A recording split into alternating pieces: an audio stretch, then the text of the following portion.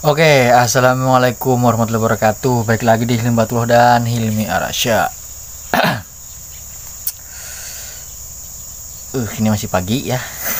Kita ngopi terlebih dulu, jangan lupa ngopi.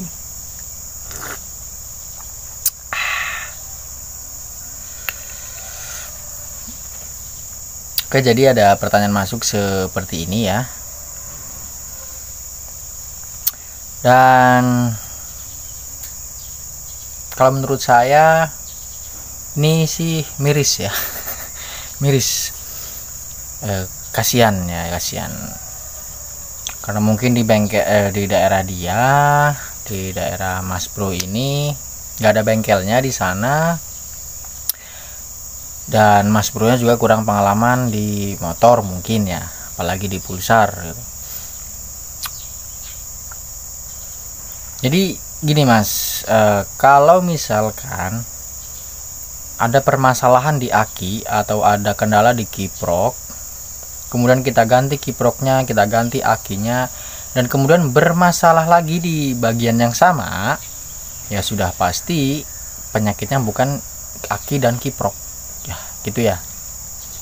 Jadi selama pemasangan kiproknya sudah benar tapi masih berkendala, ya berarti masalahnya bukan di situ. Jadi percuma aja kalau kita ganti aki lagi, kita ganti kiprok lagi, ya nanti seterusnya bakal seperti itu terus kalau kita nggak cari masalah pastinya gitu, atau masalah utamanya. Kalau kita nggak cari ya habis-ngabisin duit. Jadi gini, kalau untuk mungkin masalahnya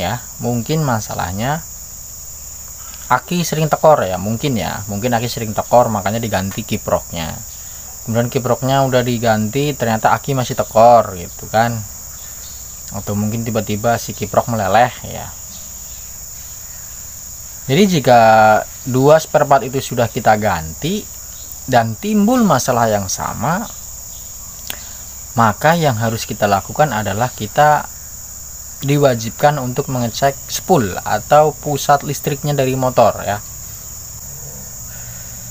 Karena sebelum kiprok dan sebelum aki ya spool ya, jadi Mas Bro harus cek dulu spoolnya ya. Kalau sudah dipastikan nggak ada jalur yang salah ya, istilahnya selama pemasangan jalur kiproknya itu benar, ya udah nggak akan ada masalah yang lain kecuali spool gitu ya.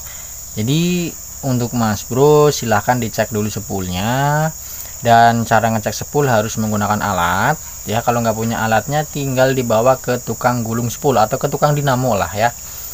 Bawa aja, pasti ada di daerah manapun, insya Allah ada, walaupun mungkin agak jauh tempatnya ya nggak apa-apa ya. Paling ongkos ngeceknya juga paling cuman berapa. Kalau misalkan males ya tinggal beli aja alatnya di online, daripada harus beli aki sama kiprok tiap bulan kan, mending beli alat pengecek spool.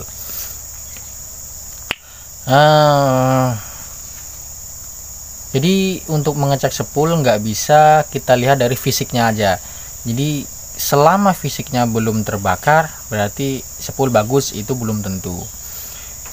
Karena yang namanya kawat tembaga, atau ya jangankan kawat tembaga ya, semua barang kalau sudah berumur pasti akan berkurang atau pasti akan menurun kinerjanya gitu kan. Jadi dia harus dicek menggunakan alat. Dicek belum gosong, belum ada yang ini, belum ada yang itu.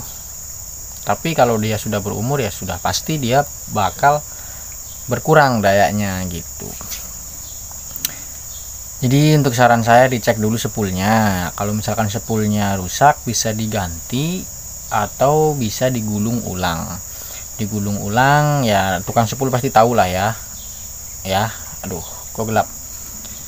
Ya tukang spool pasti tahu lah ya untuk ukuran kawatnya berapa, ininya berapa, atau mau diperbesar gulungannya juga bisa kan. Kita tinggal request aja di sana, itu nggak masalah. Mau diperbesar silakan, yang penting jangan diperkecil. Ya udah seperti itu aja. Dan satu lagi, sebelum memvonis sesuatu kita harus tahu dulu ya penyakitnya itu apa. Jadi kita perlu menganalisa. Kalau ada bengkel di sekitar sih mending bawa ke bengkel ya, ke bengkel yang ngerti lah ya, nggak harus pulsar, yang penting ngerti ya pasti bisa. Saran saya seperti itu. Oke. Dan udahlah itu aja. Semoga bermanfaat. Saya Hilmi Arasyah. Wassalamualaikum warahmatullahi wabarakatuh. Silakan cek bagian spoolnya.